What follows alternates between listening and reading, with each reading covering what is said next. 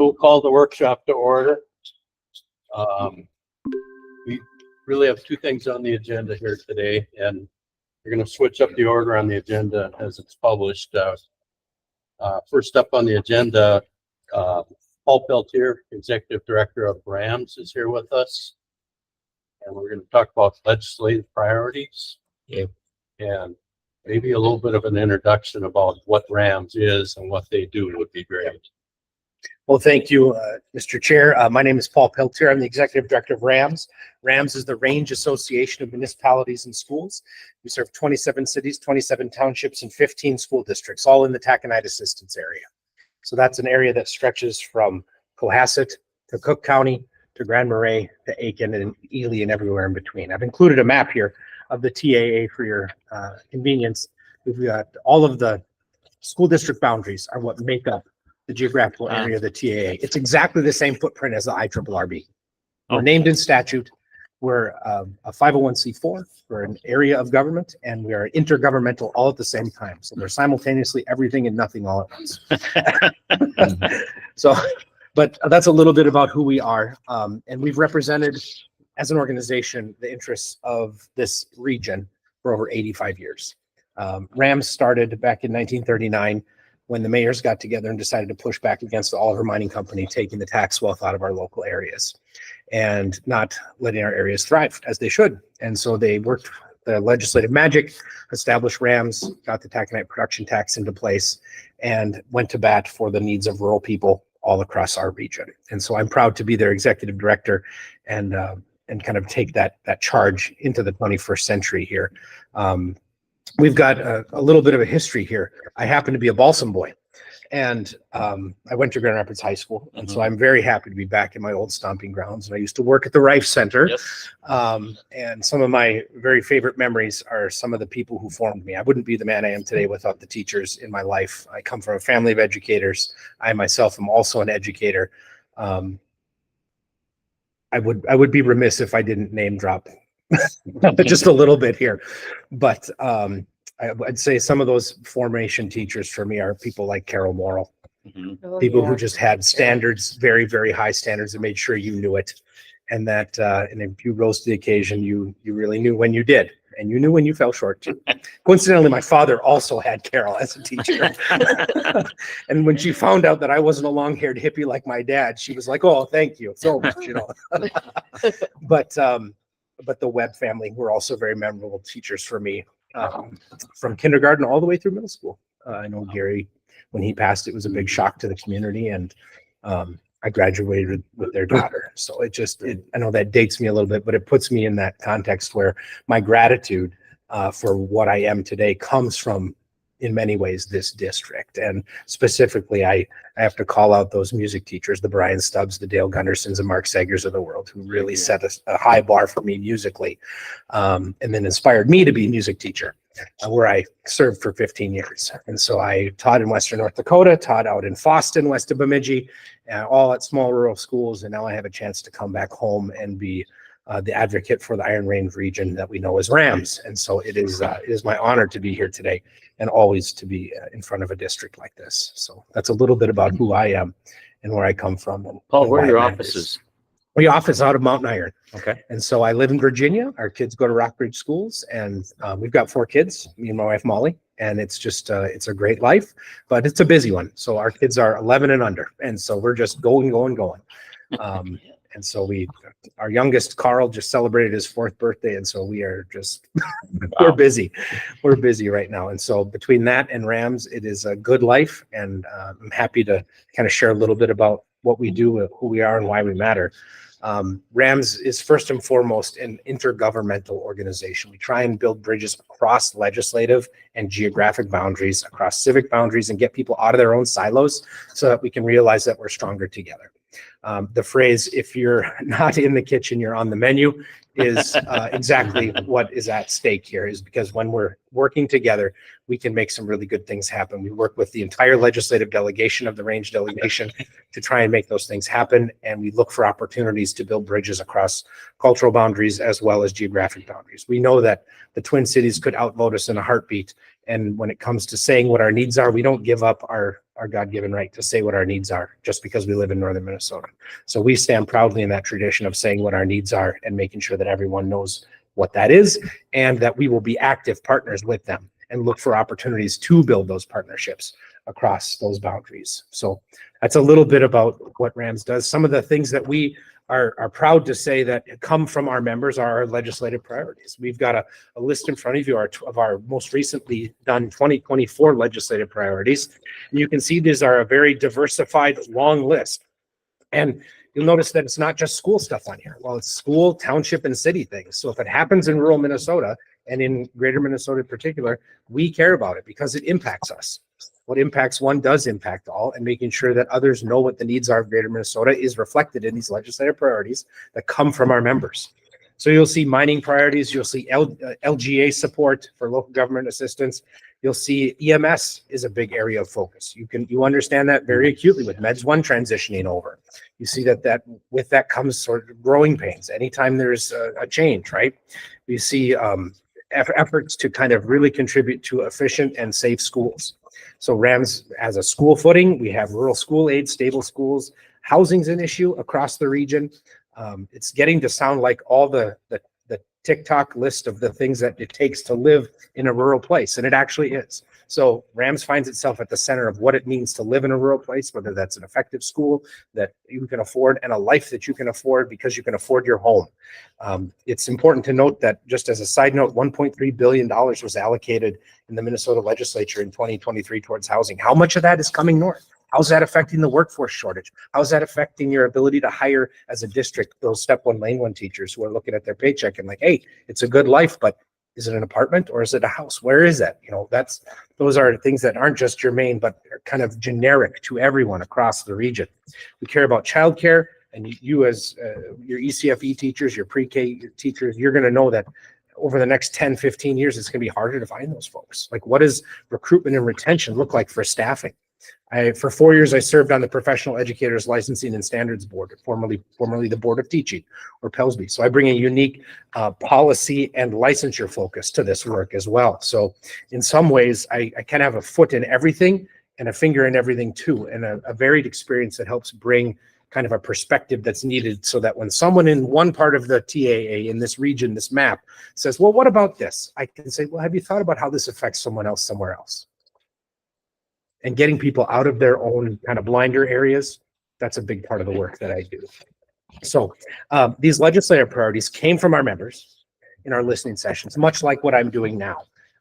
And so one of the things I want to tell you a little bit about today is some of the efforts that we've done this past legislative session, as well as give you a chance to kind of get to the meat of it. And eventually I'll ask, what would you like us to be advocating for? What's important to this district? What's important to this community that I'm in right now that we should be putting on our legislative priorities for 2025 that we should go and fight for to make sure that rural Minnesota and this area has a seat at the table? So one of the things that we've worked very diligently on is housing money. We've worked on supporting efforts to keep LGA and CPA high so that that tax burden does not shift down towards the local taxpayers. And as a taxing authority, a school district, you understand that all of these dollars operate in the same ecosystem. You understand that if a referendum's out there, it operates in the context of everything else that's out there. Okay, I don't need to tell this group the effects of what that does. Okay,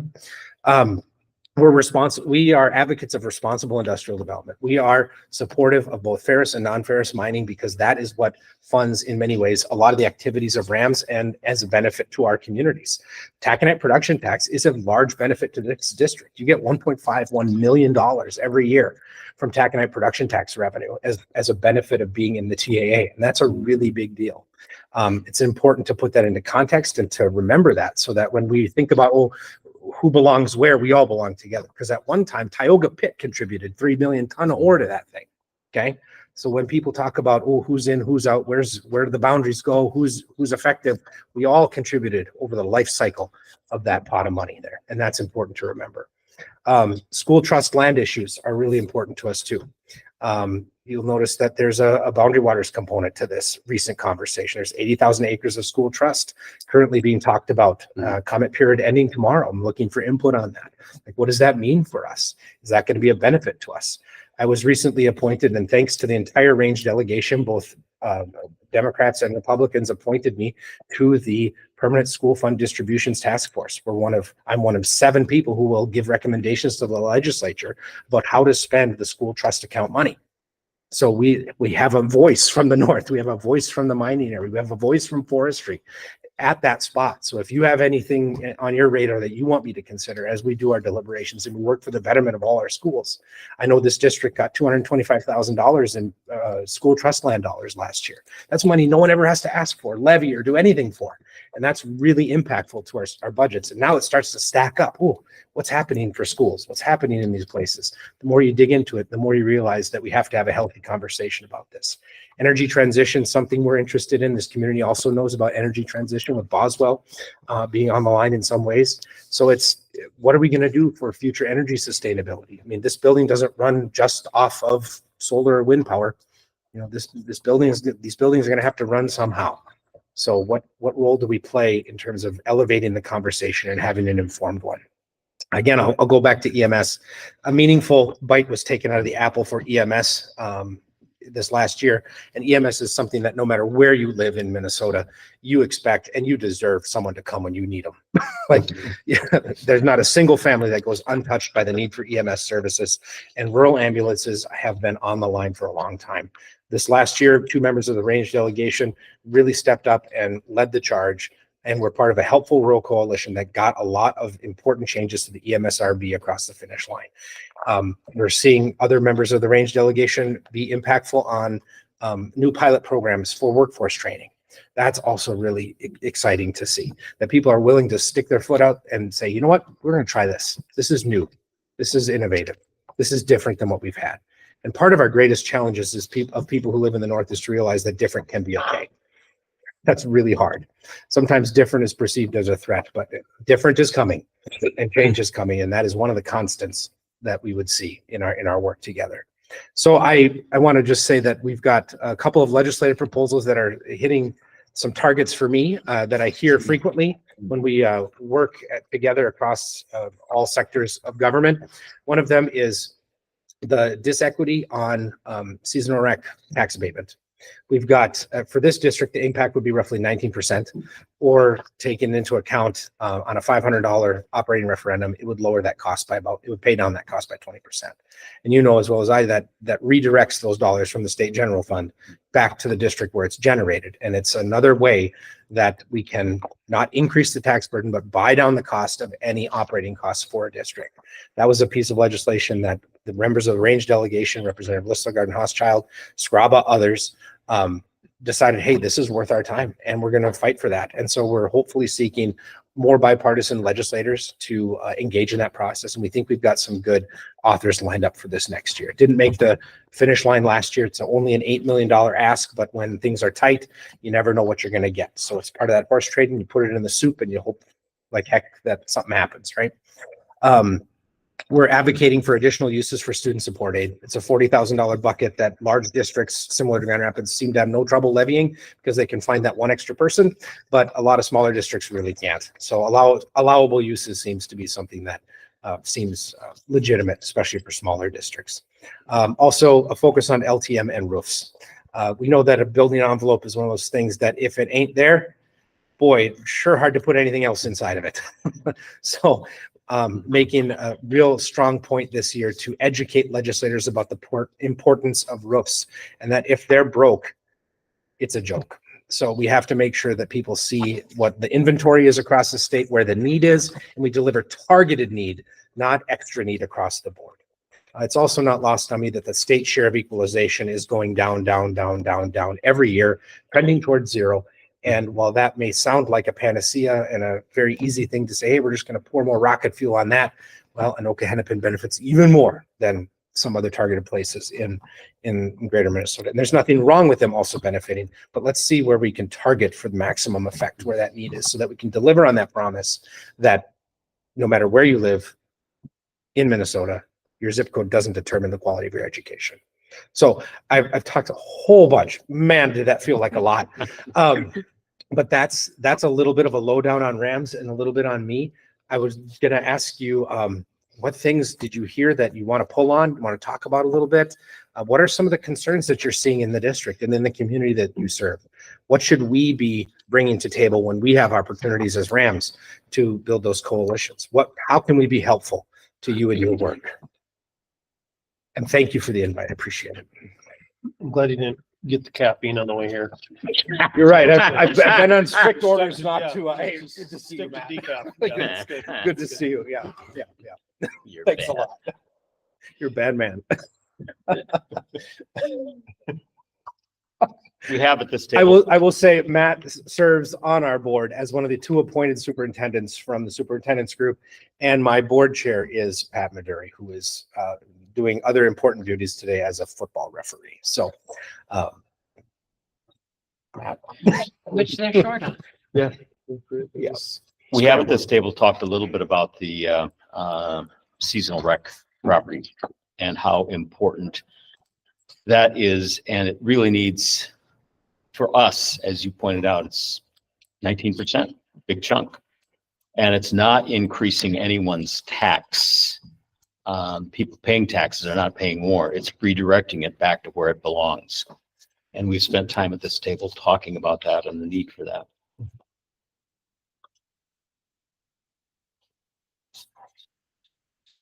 Along with that, Go ahead. there's the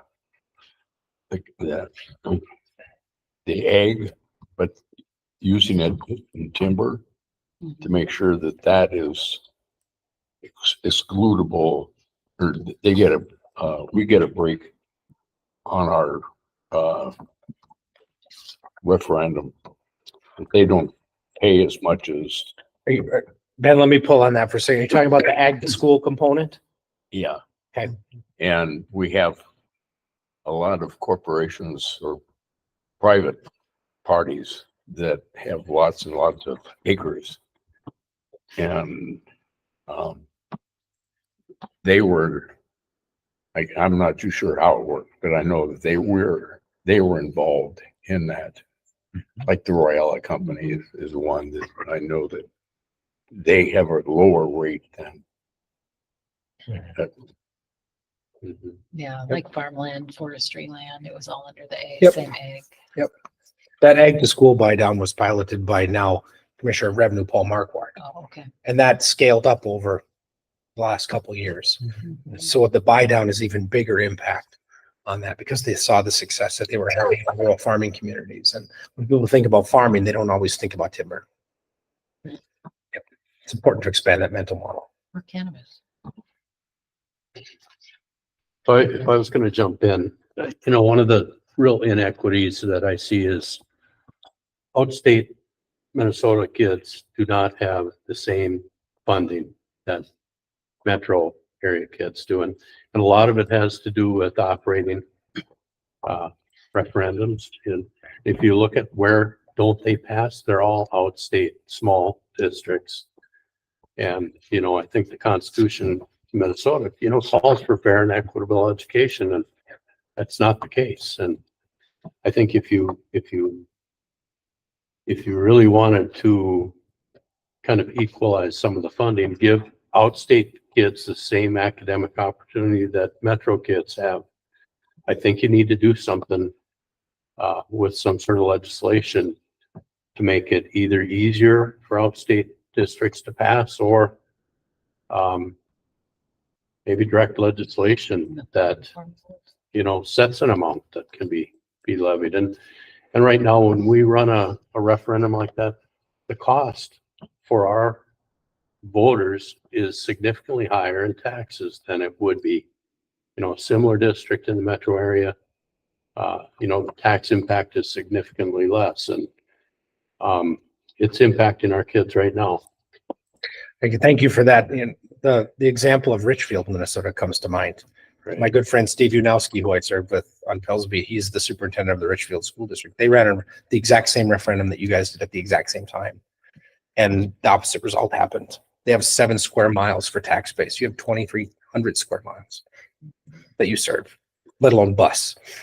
Right. Going to cost their taxpayers half That's of right. what it costs Yep. ours. And so kind of showing that tale of two cities, That's instructive. People can understand that. They can see, oh, something seems off there. So having people in the room that can direct that conversation to those moments, that's why we're in this conversation. That's why we're in this fight.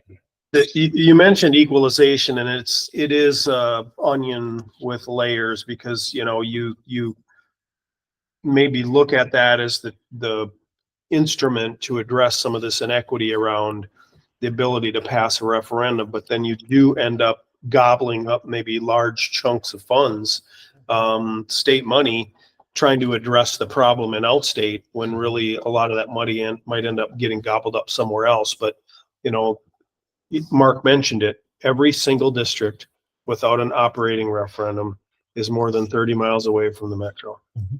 Everyone. There's 92 districts without an operating referendum, and all of them are in greater Minnesota. And the point to districts like St. Francis and Jordan, and I don't think those districts people in those districts necessarily call themselves metro districts.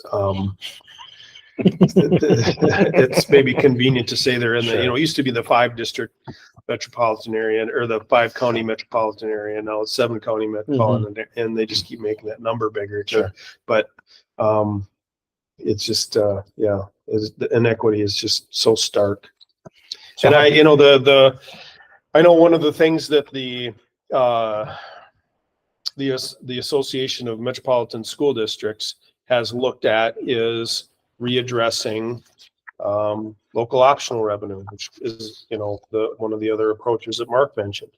And it may be that if there's only so much room to gain from a operating referendum vote that outstate may need to look at, that might be our best option to get on board with that plan, because those 92 districts, including us, it would be interesting to know, I don't have this number, but how many of those 92 have tried and just aren't able to do it.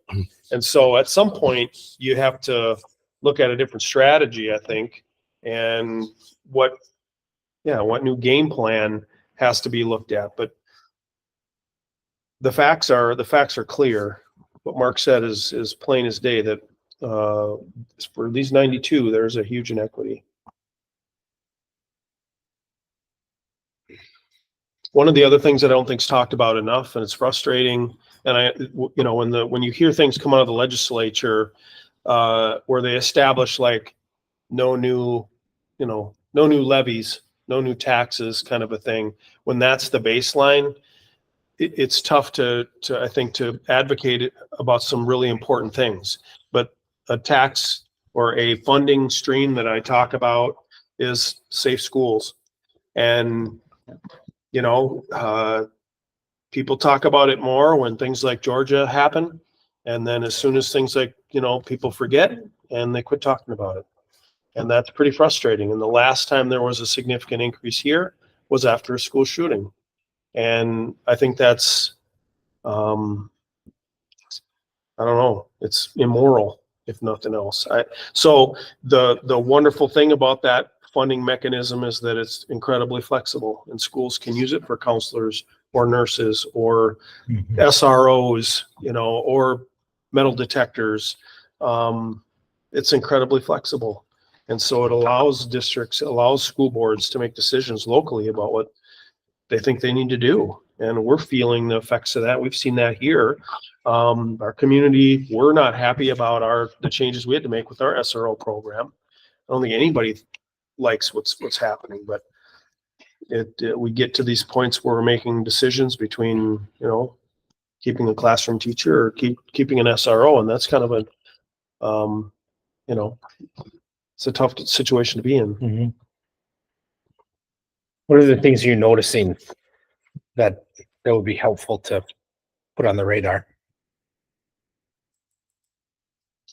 You talked about most of the ones that I could think of.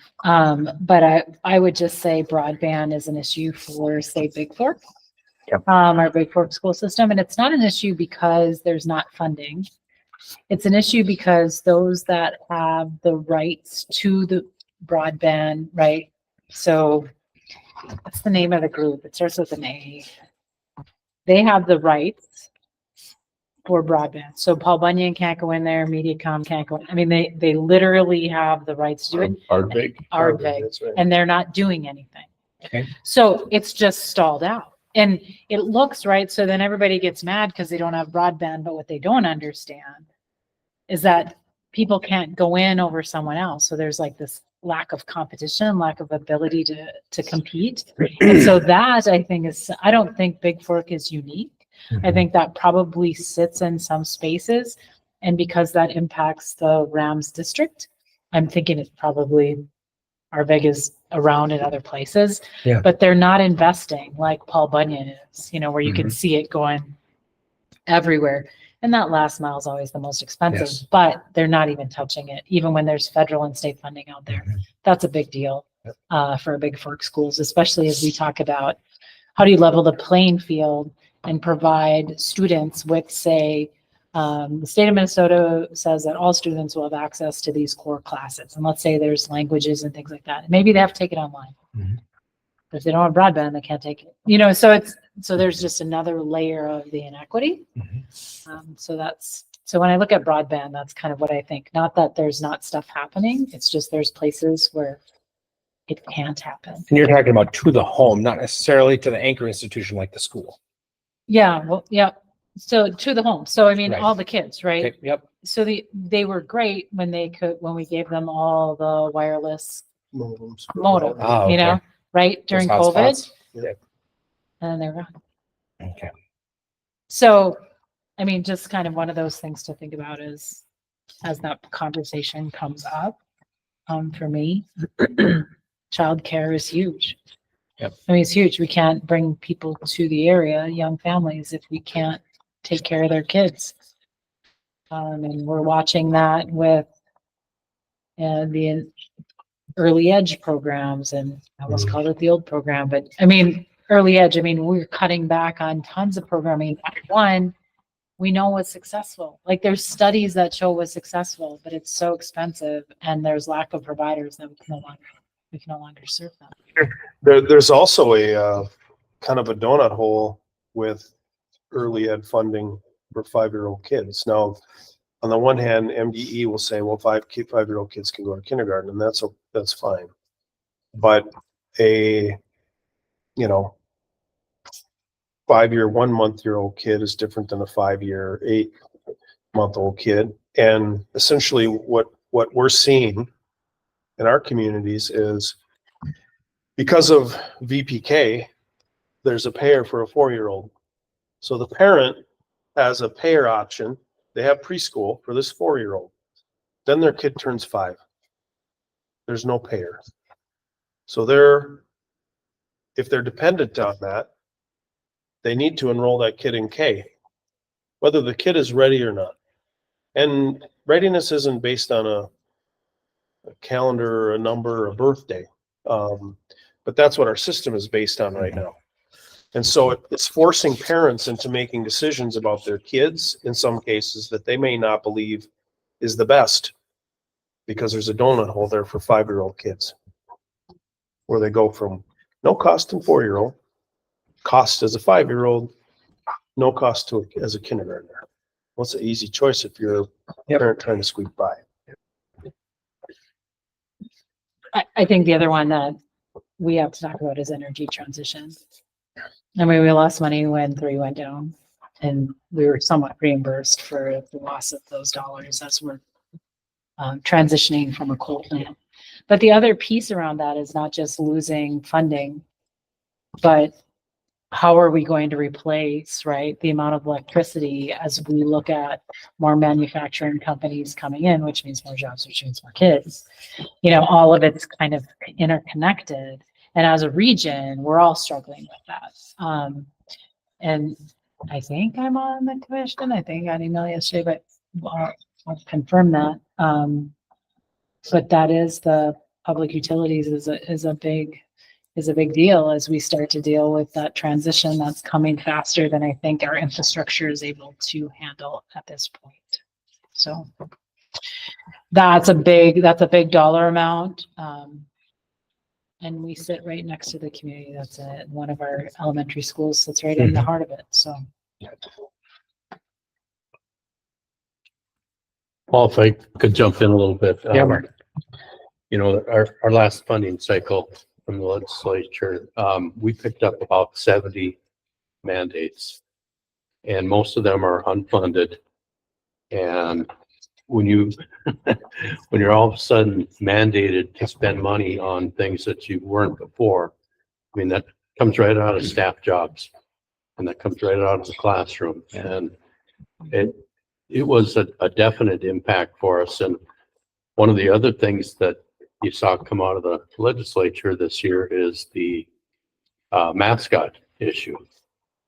And if you look at how unfairly and unequally that was imposed across the state, you know, Grand Rapids is really taking an unfair hit. And for us to adjust that situation, you know, you're talking hundreds of thousands of dollars, you know, straight out of the budget. And there's got to be some sort of solution to this, you know. And I don't know that a tribe in southern Minnesota should be making a determination of whether or not our mascot's okay. I mean, we've always worked well with our local tribal units, you know, and we're happy to do that. But when you start to look at the cost of uniforms and logos and you know, our Aster, you know, our artificial turf on the football field, all these things add up, and it really feels unfair. But the unfunded mandates, you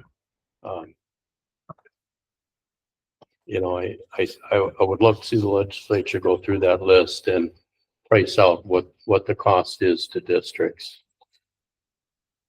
I was at a volleyball tournament 2 weekends ago, and I took a picture. This was in St. Paul at a school, and I sent it to Melissa. I don't know if I kept, yeah, I did. I kept the picture. There were two banners right next to each other from Simley, who are the Spartans, and Two Rivers, who are the Warriors. Both of them have a helmet, kind of an armored helmet. The Spartans, this Spartan, almost exact same image. Simley was not identified as a district or a school that needed to address their mascot. But Sabika is the Spartans with the same logo. They weren't even sent a letter, but then now have to change. Warriors, and I'll send you my kind of one pager. The Warriors logos across the state, those logos have been handled any number of probably 5 different ways. And Two Rivers didn't receive notification, but they have the exact same kind of, again, armored logo as a number of districts, that Bold being one that has to change.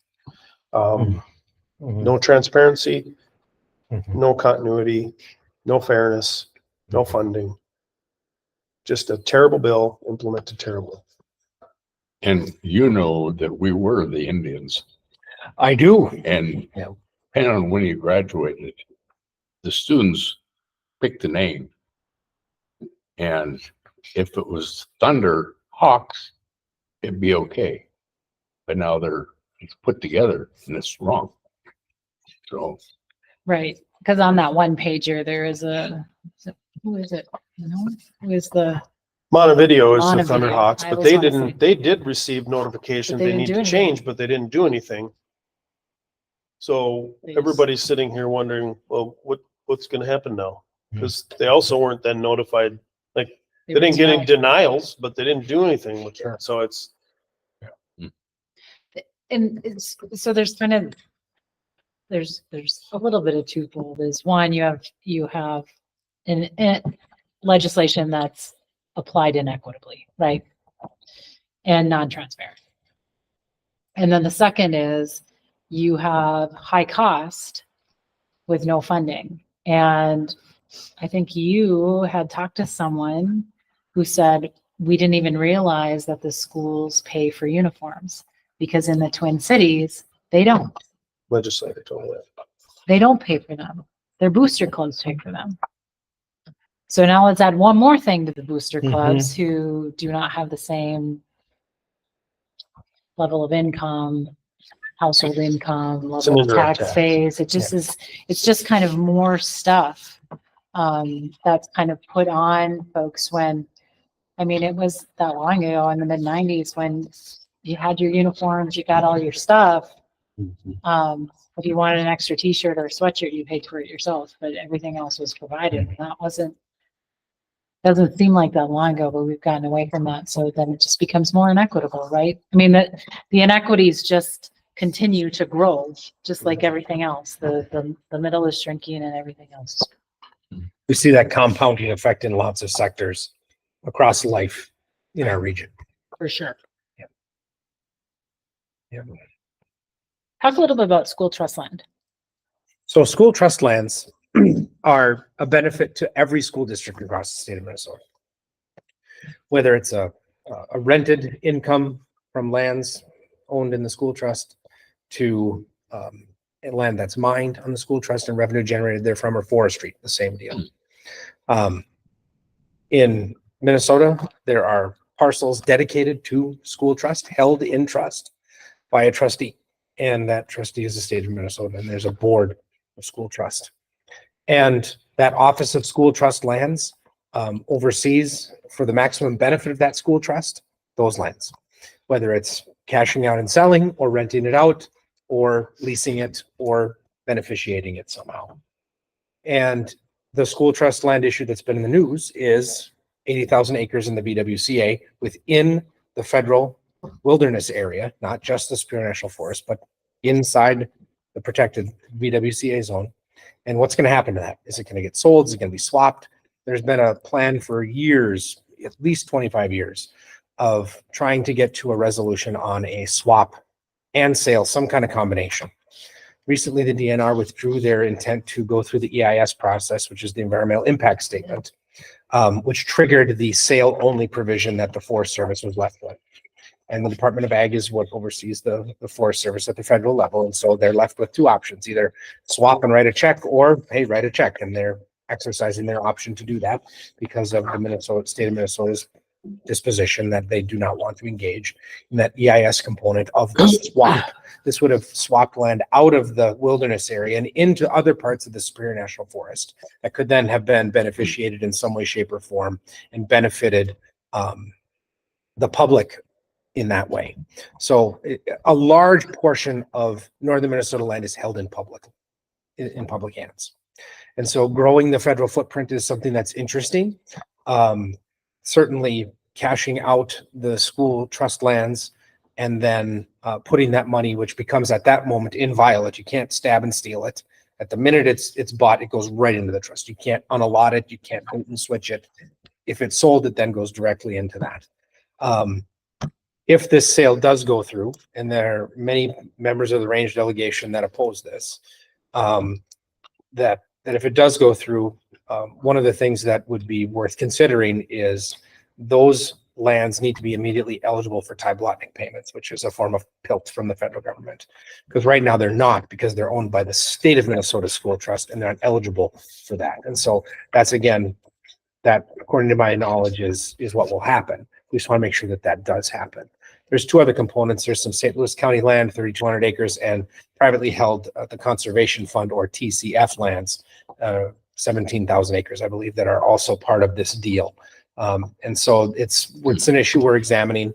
Want to make sure that we understand it fully and make sure that if this does proceed, and I think it's got probably a 2-year window on it, by 2026, they want to have this issue consolidated and buttoned up, that our region sees the benefit. But from a Rams perspective, one of the concerns that we've had is a bird in the hand worth two in the bush? Like, if you can get some money for it and put it in a school trust, is 30 million, 40 million, 50 million a rounding error on a $2.1 billion trust land corpus?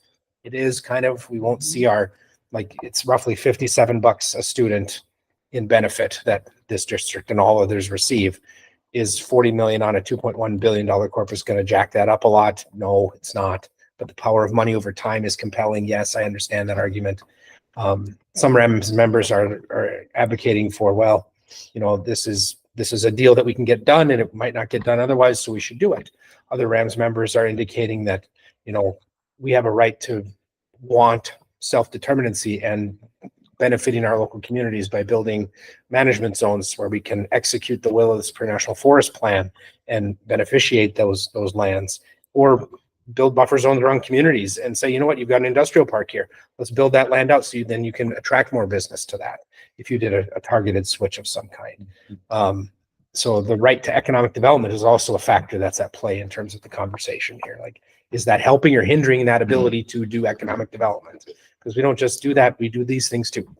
And we don't do it alone, we do it in concert with a lot of others. So I hate it when people say something's complicated because then it means you're going to obfuscate. But it is truly a many layered moment where we have to understand what's at stake and what's not happening versus what could happen. That's a little bit about school trust lines, Melissa. Does that kind of get to the Yeah, no, crux of I what just you're- want to, Yeah. for folks to get it, because I know it's a complex issue. Unfortunately, if the same thing is happening with county money, tax or county apportionment, that's taken off the top of what we get from the state.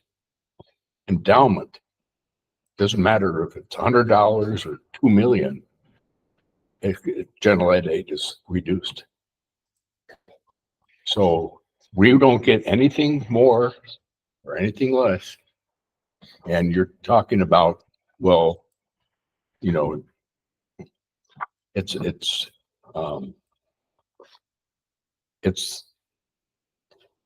help me.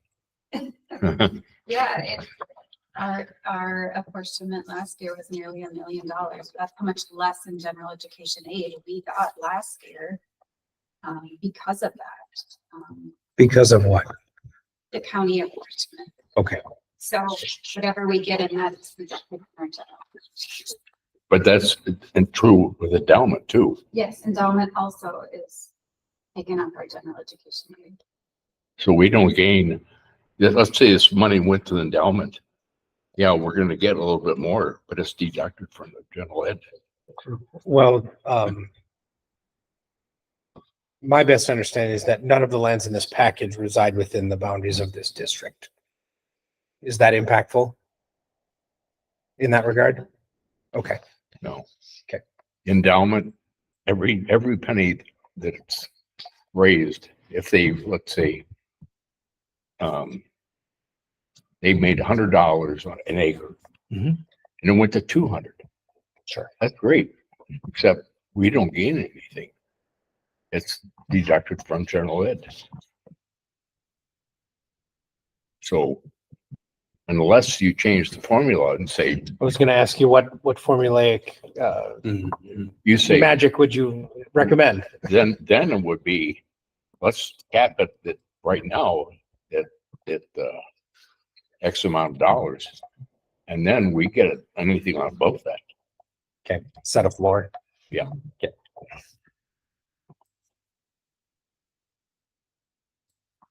Thank you. Paul, how do you see the mineral article impacting any of the legislative priorities you have around the DJJ?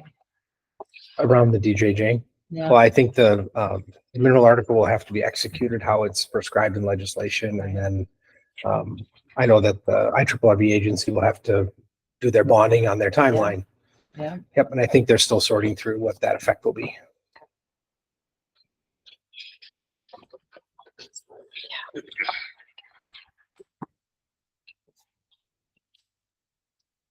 For folks that don't know, the mineral article appropriated funding to East Range, but not the West Range. The furthest over was Hibbing, the furthest south was Aiken. Did Aiken get something, or Hill City? Somebody got something, maybe it's Aiken.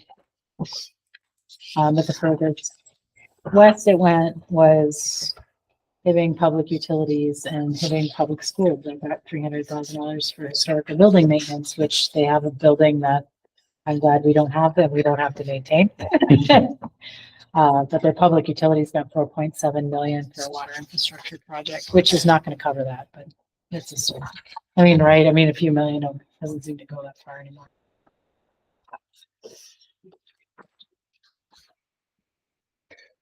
Is the district in tune with the Tyler v. Hennepin case of tax forfeiture? I have, but I've done a lot of work on it. Sure. I know it doesn't directly impact the school district, but it does impact the county's role. And municipalities tend to bear the brunt of it. So you may hear the resolution to Tyler v. Hennepin. It was a homeowner in the Twin Cities that didn't pay her taxes, and her home, as many of them can do, goes tax forfeit after a certain amount of time. And the U.S. Supreme Court, the United States Supreme Court, had a rare unanimous decision, and Minnesota was the, again, rare beneficiary of unanimity at an extremely divided Supreme Court that said, you know what, the state taking the entirety of that home was an unconstitutional taking. And so what resulted is a decision that said you are entitled to the fair market value as a homeowner, and then the state can take the rest as assessed. So it functionally works as a free reverse mortgage for that type of property. And now the language I chose is a little loaded because there's an opinion associated with it. I don't think that was very right.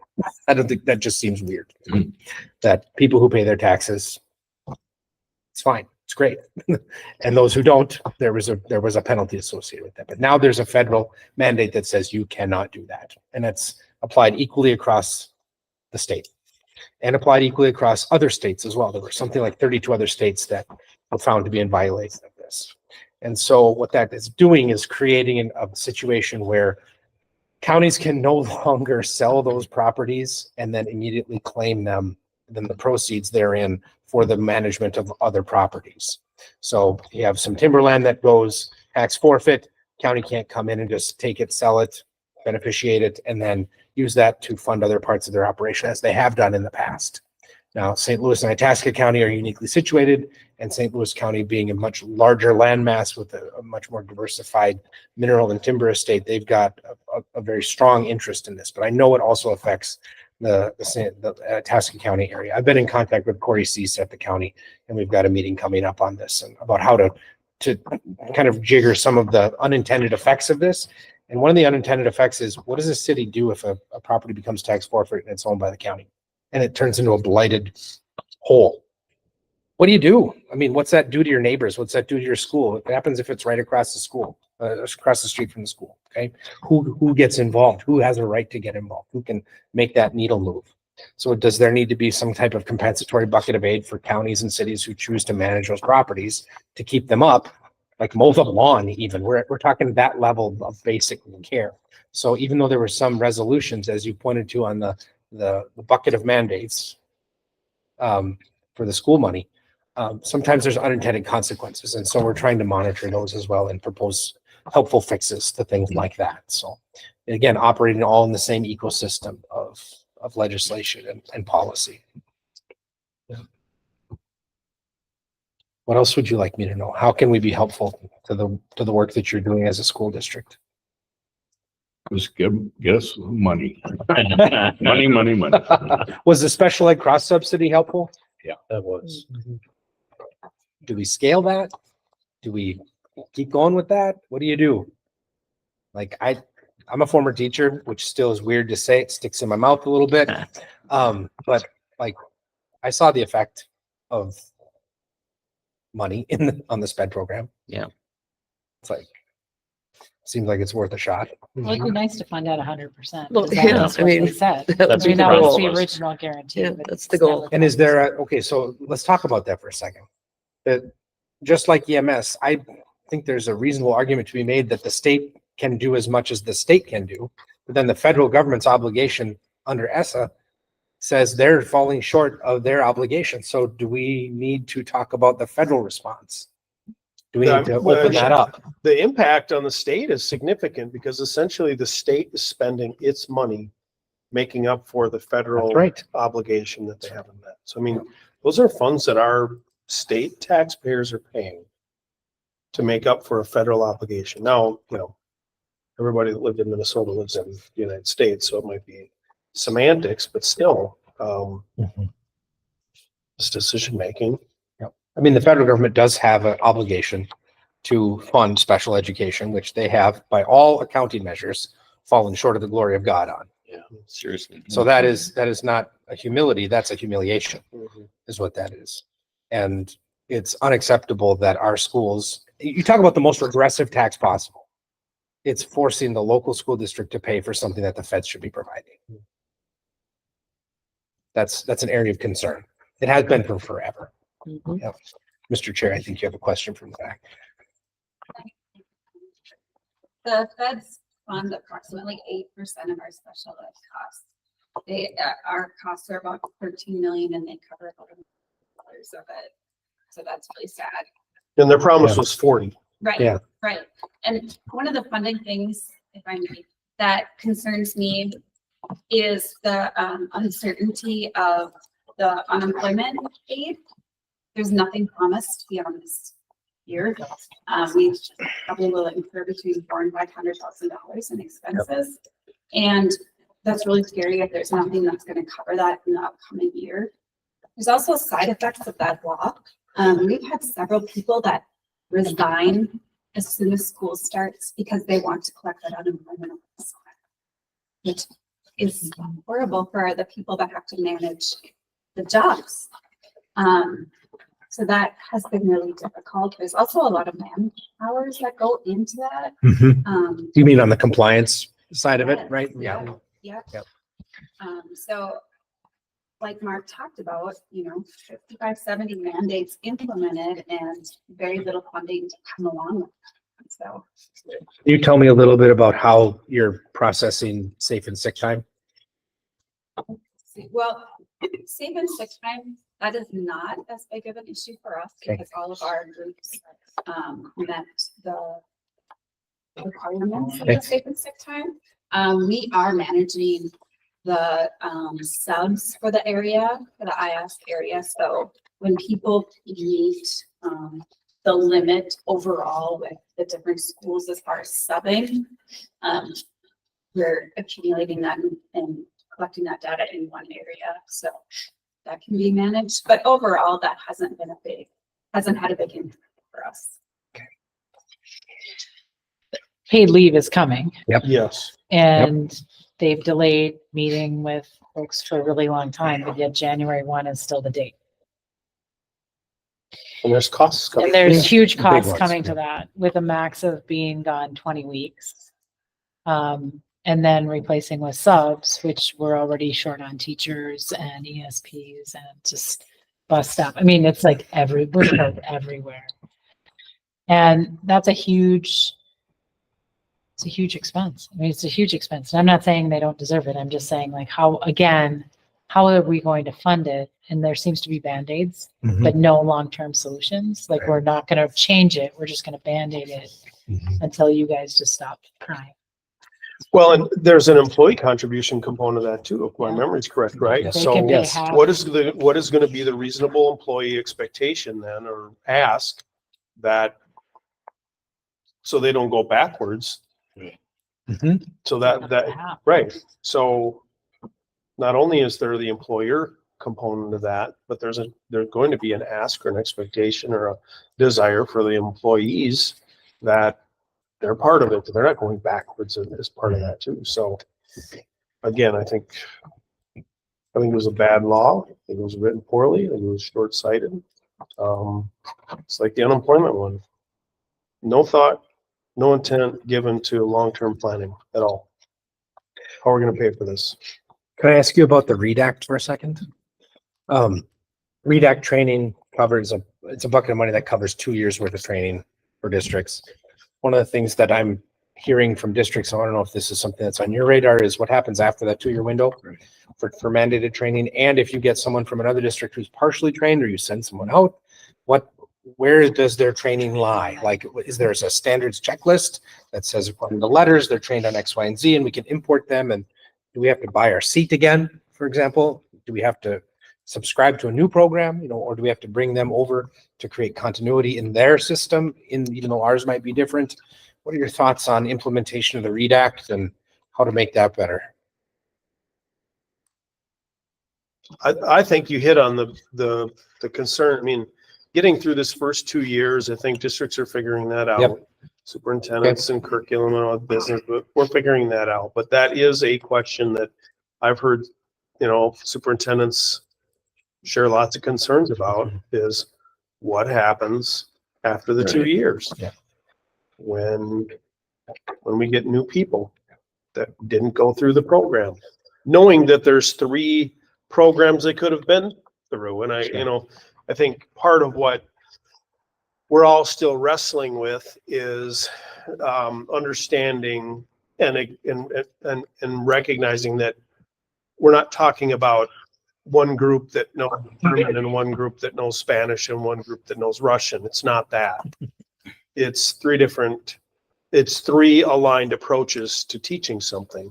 So it's not like we're talking about, different vernaculars, but still, it will, right now, we can all feel really good about, at the end of these 2 years, our people having a common language, a common approach. And after that 2 years, that will just slowly kind of get chipped away at, unless we're able to leverage or, regional centers. I know the service co-op is working on some things, but are they going to be supported and expected to run 3 different camps? Camp for letters, a camp for carry-all, what are they going to be expected to do? What's realistic? Or like you said, is there going to be this checklist that you get these 20 standards or 20 benchmarks, you will have hit the qualifications for any of them, and you're okay. And the question also is what happens in teacher prep? Will this drill down to our providers, and through unit approval, will they be able to matriculate that kind of training within there? So they add that to their bucket, right? Well, and we know how rapidly higher ed moves and changes to adapt to things like this. Sarcasm. Right. So at what point can we count on graduates having the knowledge and skills that they need to merge right into the system, and And are those kids at a huge disadvantage then? If you are a senior right now in a teacher prep program and you haven't learned anything about letters or carry-all and you graduate, what's the likelihood you're going to be able to get hired? You won't have the requirements that the state is laid out for you. is there some type of waiver process or out of field permission type of deal? And then I also think of as Minnesota seeks to be an attractive place for teachers from out of state to draw people in that don't have that standard, that don't have that training. My daughter's a great example. What's the process for the out of state? She's a junior at NDSU or Valley City State, their partner. She's not going to come out with letter certification. Yeah, reciprocity, her license technically might, or there might be some, but practically, or It might go into a relicensing and certification checklist. Maybe that's how it goes. And then does that become a benefit of the district? Does that become? Right. Then you're running like 3 different streams of prep at the same time throughout your SD cycle. Right. I'm hiring this new person knowing that we have to get her certified or I can't keep her. I think when you look at a major educational reform like the READ Act is, and there's just so many good things in that. And you're funded for 2 years. What happens after that 2 years? What Matt's talking about is that educational reform starts the slow, steady progress downhill. You no longer have everybody trained to the same level. You no longer have that continuity in the classroom. Your staff, in effect, is coming into the classrooms with different levels of ability to do it. And like Matt says, higher ed is not going to do that. And even if somebody's fully trained in letters, well, you have a 1 out of 3 chance of going to a district that has letters. They may have carry-all, or they may have something that requires total new training. And I would hate to see all the effort that's been put into the READ Act go down the drain. And then in year 4, it'll be, oh, see, that didn't work. Yeah. Let's go on to the next thing when we haven't even given it time to bake. And on to the new hotness. Yep. Yeah, or the new fire that's burning. There need to be discussions now down the road. Yes. Funding as well as keeping that consistency and continuity going forward. And if that doesn't happen in this coming legislative session, it's just going to get further and further away from where it started from. I was speaking to one of the chairs of an education committee last year, and they said, well, part of my target is going to the fix-its from last year. I wonder how much of this next year will be a conversation around, okay, took the temperature. How much fix-it do we have to do? You know, that is certainly part of that conversation. I think the various associations, whether it's MSBA, whether it's RAMS, whether it's Superintendent's Association, Principals Association, Ed Minnesota, they need to come together and start talking about those issues going forward collectively. And we'll land on a spot where they're all talking the same language to the legislators. Yep. So we're over here talking about this and they're over there talking about that. There's got to be a concerted effort of bringing the organizations together and having that same conversation going forward to be effective. Or, I mean, I think you're right, and I think potentially a proposal that's Yes, baked rather than let the legislators try to figure it out, right? yep, I agree.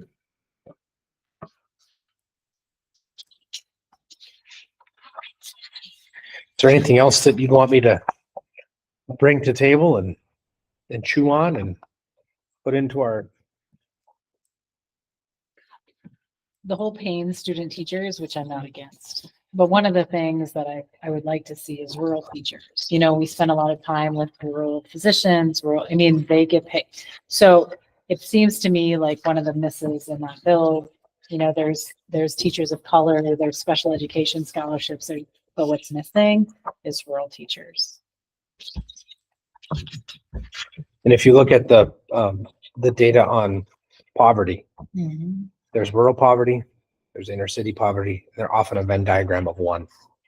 So that's that importance of being open to cross county lines, cross city lines, cross geographical boundaries, making that common cause with someone who doesn't occupy the same space as you.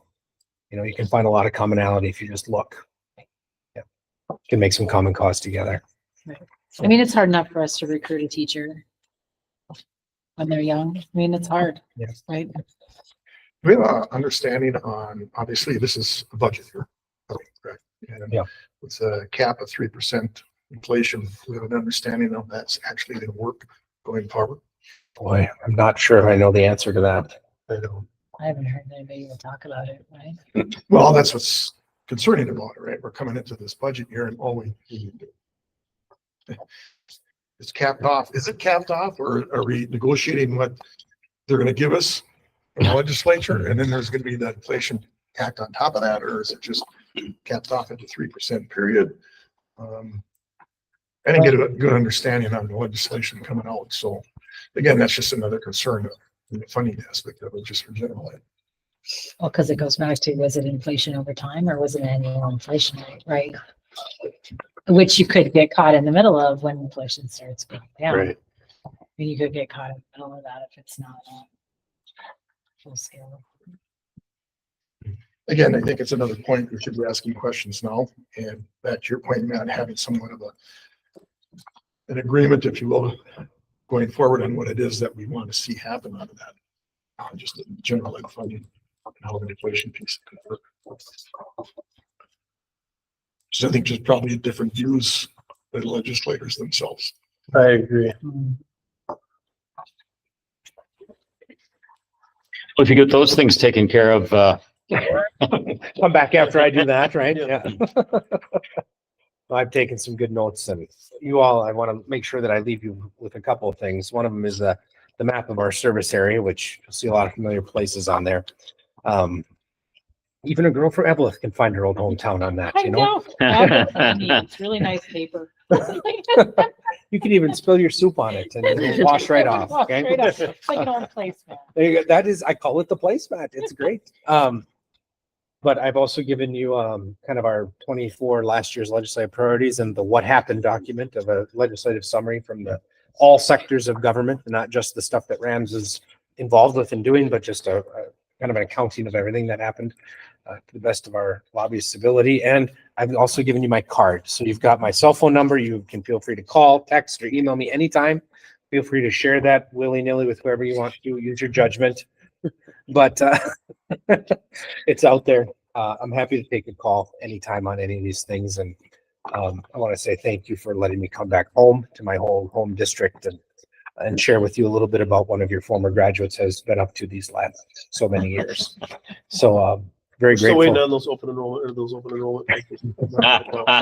Every time I call Matt, he's like, "You open and enrolling your kids yet?" It sounds like an old mafia grandpa.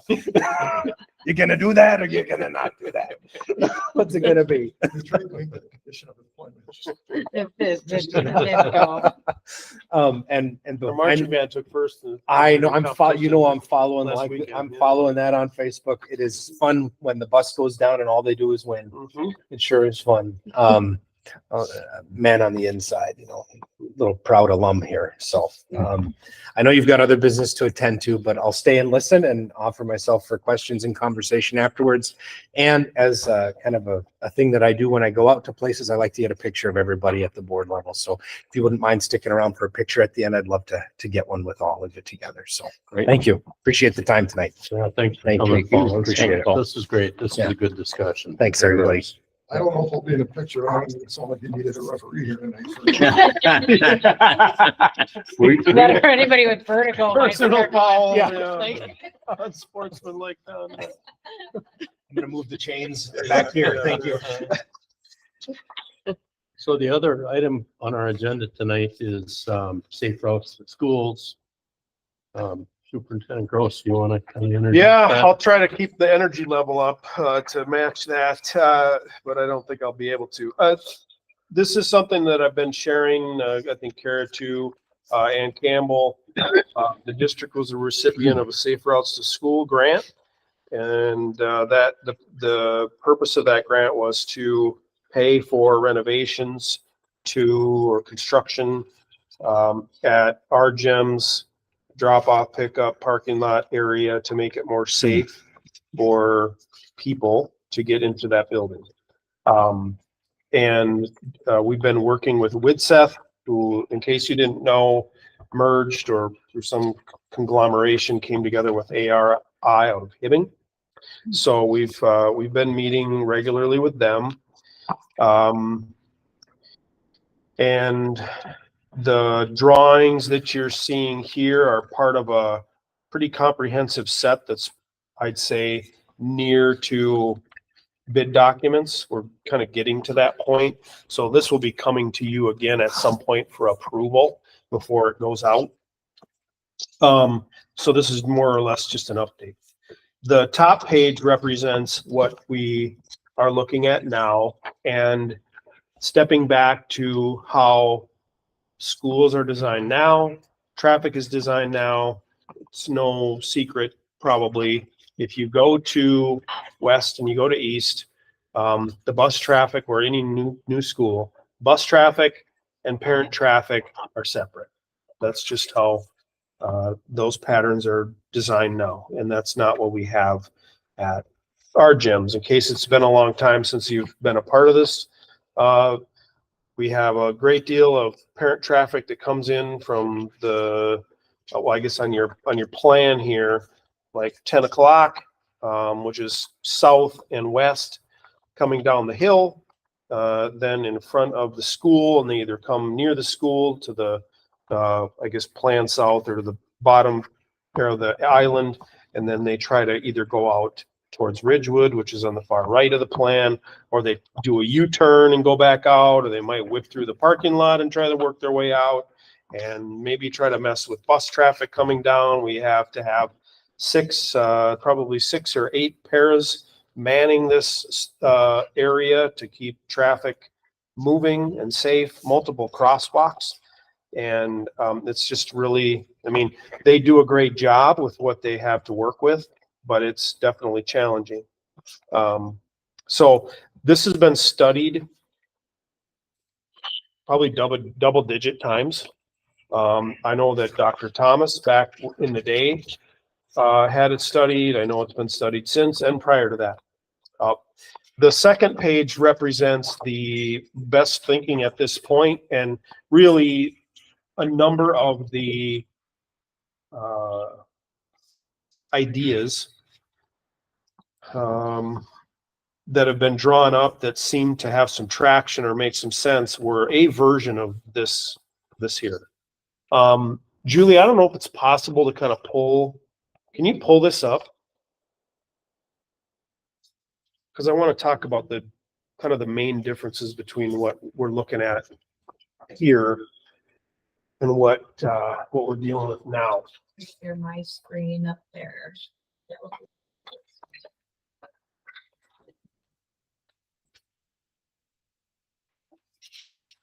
Matt, you know there's grant dollars here. Obviously not knowing what the cost of this is gonna be is, will the grant dollars cover this? Well, we're kind of in that, getting down to that final stretch of trying to match up that grant dollar amount to this. I think we're a little bit over right now with this. Isn't that true, Kara? Yeah, our grant is $469,000. Right now, everything's around $585,000. However, we're not allowed to spend the grant money on the engineers, so we're gonna have to cover that. That's about 50 to 60,000, but to get this project done, you know, we can shift it that. So we have had some other things in this plan that we thought were important, but we just don't have them to do it. So we're working with the city on this. Matt Wegworth has been part of the plan for this. So we're hoping we can apply for another grant to get some of it taken care of, but that's for another day. All right, so Julie will zoom up that bottom one. All right, so the main, I guess the significant difference for I think if you just hit that guy right there, that might do what you need to do. Well, that's around. Like the conceptual difference that really exists here. You'll see if you come in from the south, you have to leave to the south. If you come in from the north, you have to leave to the north. So if you're a parent that comes down, the design is this, that if you're a parent now that comes down here, you would come in through here. Again, bus traffic is all separate now. There's no interaction between you and the bus. You'd come in here. This is becomes all sidewalk now around this ridge, around the edge. You would drop off anywhere around here. Kids would jump off on the sidewalk and walk to this crosswalk, which would become significantly busy. But currently we have a crosswalk here, which would go away, and we have a crosswalk here, which would nearly have the traffic of kids flowing this way. So if you come in from the south, you would come in here, you would exit the south. No interaction between you and the bus past this spot right here. If you came in on Ridgewood over here, you would come in here and do this now. This is what most parents, well, what's what parents do now that come in. No, that's not true. So we do have parents come in from Ridgewood and come through here. You came in from the north, you got to go here on the 11th. So this would really be nobody be traveling here at all during that morning, except for bus traffic. They'd be the only ones coming through here. One of the other design features right now, we have handicap parking here. We do hear from our some of our handicap people that it's really far away. We'd now all of a sudden have whatever that is, 2, 4, 6, maybe 8 handicap stalls right up real close to the apron of the middle school, which would be way nicer for them. This would all be open and available for bus traffic if at some point we wanted to drop here. So this would be available here for drop. The barrier kind of coming through here would be kind of boulders and shrubs. So, you know, there was a design about a fence coming through here, and it just kind of felt like you'd be coming down that hill and looking at this fence kind of thing, and it just kind of felt not very welcoming. So this would be more landscapey of a barrier to keep people from maybe trying to sneak across, or more really pedestrian, keeping the kids from wanting to jump across. Because if people are coming up here, kids coming down the hill, this is going to be one of the greatest behavioral things to make an adjustment to. If they're coming in down here, they need to come walk this and down and in. We'll have to have some, a lot of training and reminders and stuff that they don't try to cut across all this business. This would be closed off during the day. On the weekends, this gate might be open because it wouldn't matter if people are coming in and out of here. This parking lot's not full during the day now. So there's really not a huge concern about this traffic flow being a problem. The north parking lot, if we didn't have that north parking lot, this wouldn't be an option right now. So that north parking lot was a really good move back when. The other thing that's a part of this is putting some handicap stalls up here. We don't have those for the tennis courts. And then one of the things that we didn't realize, I think, at going into this, there's a significant grade that goes from here to here up. Yeah. And so in order to make this work from a ADA perspective, this has to get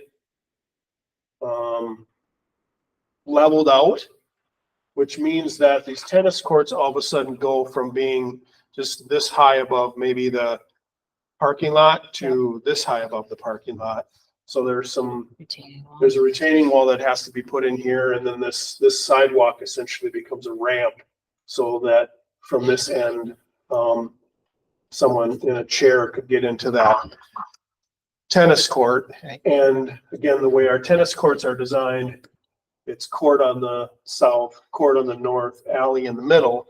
Mhm. And so having access on the south doesn't really work because you'd have somebody coming right into the court during it. So that took a lot of thought and consideration there too. Matt, what about our special ed buses that kind of Yep. pull up into the, They continue to drop right there? Okay. Yeah, because they go into the building right there. Yeah. Matt, is there any concern for, sorry, Pat, go Go ahead. ahead. So this drop off, the pickup is its own mess. Mhm. And parking, so how's that gonna? So the pickup, the parents would come in. So like if you go to west or east right now in the morning, those are the two. And I'm using those as an example now. Right. On the first day of school, people would have said, "Why'd you use that as an example?" Because it's a mess. We cut 30 minutes off of the pickup time off east and west within 3 days of the first day of school. And what people forgot about is in 2020, when we opened those schools, we had just as much that first day of school. It was a 50-minute pickup. It was a long pickup. Why? Brand new schools, 650 new people, new routines, all new processes. And the same thing, within 3 or 4 days, we had that down to a science. Same thing here. I was at East today at 3:20. There wasn't a parent car in sight. That's 20 minutes after school's over. So all that upset, hyper activity that we saw that first day of school, it's unfortunate that my teacher got yelled at. But back to here, if you're there, what you'll see after school is parents lined up waiting, right? And then same thing would happen here. Parents would line up right along here. I mean, this is a pretty good stretch, okay? But they could line up all around this and continue actually to line up in here to pick up their kids and then exit out. Yeah, because what they And- usually will do is they come early. Yep. Yep. And they park. Yep. And then you get blocked in. Yeah, right. And that can't really happen anymore here, right? Because if these people are parked here, this is all one way now. So there'll be a park lane and a traffic lane. We don't have that now. So they could get out of here. Anybody that's in here, out. So there's really nowhere to get blocked in. There shouldn't really be any place for people to get blocked, where people get blocked in. It's usually in the middle. Yeah, yeah. If somebody parks here nose first, that could be. Yeah, tricky. well, Fit yeah, back because in there. people start backing up and you just can't get out. What is the control at the point up left-hand corner? We have a para up there right now that's directing traffic and we'll continue to need that. Because you're gonna want either the buses to go or the cars, but not mix them. Well, the buses will always come in this way and go down here. Yep. The cars will always come in and go Yep. this way. But on the way out, the cars will be going this way and there shouldn't ever be any buses that go this direction, south. Never. Whereas for now, they Carol? come around, they loop around, right? At the last meeting, we talked about, the cars coming down where the buses are to drop kids, for handicapped kids, to drop them Yes. off. Yeah. Right by the, That would be the so only, that that would is be the the only only. cars that would go in there. But where do the buses leave from? They go here. Yeah. Or they go here. Okay. Because there's another arrow that's pointed up. Yeah. I don't Because think any buses would go that way, but maybe I'm wrong. Either way, we'd have to have control up there. And usually the buses have the right of way, Ben, if there's Yeah. cars, they'll stop the cars and let the buses leave. Yeah, because usually, well, it used to be just a shootout, like they'd block and then all of them would leave at one time. Yeah. And so it would really kind of bottleneck some Mhm. drop-offs until, I mean, they went really fast, don't get me wrong. Yeah, they, But they hold up buses, they hold up yeah, parent traffic here while buses come through and we won't have any of that. So this will be able to be kind of constant flow now with this design. yeah, because buses won't have to turn around and then come back through. Yeah, but I mean, you're right, Ben. there is arrows here. So that must be the plan for them to be able to get out of here. So that person will have to stop traffic Yep. coming out. You're Okay. right. Give them a big sign. Yeah. They do it So now. we should, we'll still need somebody here. Yes, We'll still need somebody here. yes, We'll still need somebody here. yes. We'll probably need somebody here temporarily to change Until they behavior. But right now we have here, here, here, here, here. I mean, yeah. We should be able to eliminate probably two morning positions, I think.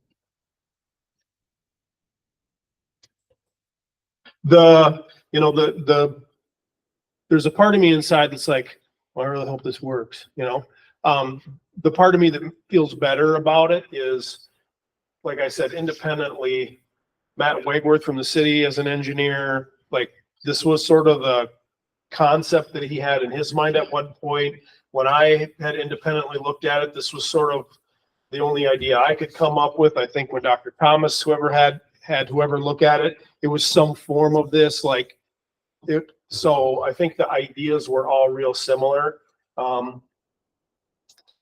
I think there's a little bit of clarity we need to create about how this intersection is going to work. Part of it is curve, shaving off this curve here to make that corner a little bit easier.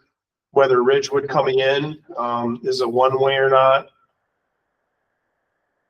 Whether this road here actually right now is a one-way, but it's not like people aren't used to it being a one-way necessarily. One of the things, to Kara's point, that we're going to need to cut out of it is the sidewalk that goes from, if you can imagine, about right here is a turn into the middle school loading dock. East of that is only road, no sidewalk towards, what is that, 11th? 11th. And I think in an ideal world, we'd have a wide enough road. We'd have sidewalk going along this whole way. The tricky thing is if we were to invite people to walk that way, there's no place for them to go down here that's safe because there's no traffic control there. So there's no sidewalk there. There's no pedestrian crossing there. There's no sidewalk coming north and south on 11th. They have to cross, and there's really no way for them to cross in a way that's safe right now. So all of a sudden you're looking at some sort of an automatic pedestrian control, and you're adding $60,000, $70,000, $80,000 to it by the time you. So that if nothing else, it's a not now, something we could do later There was another grant or something, but Abatement. I mean, on city property. That'd be No, I mean, if you need the money. Yeah, there's- in here. Yeah. We could do that. Oh, for sure. What's timeline for if we can approve this? This would get bid, probably sometime this winter, and it would be a summer 2025 project. So it'd be in place by next fall. That's correct. Excellent. It'd be immediately, like, as soon as school was out, they'd start they'd have machinery in here. And the plan is to shut that whole parking lot off. So everyone would have to enter from the north if they go to the middle school for entry. So that would be inconvenient, but necessary to keep people out of the way of construction.